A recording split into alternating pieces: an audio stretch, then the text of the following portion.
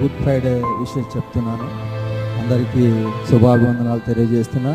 మన రక్షకుడైన యేసుక్రీస్తు వారి నామమున కూడి వచ్చిన సహోదరులందరికీ, సంఘ సభ్యులందరికీ వందనాలు. పాస్టర్ గారికి వందనాలు.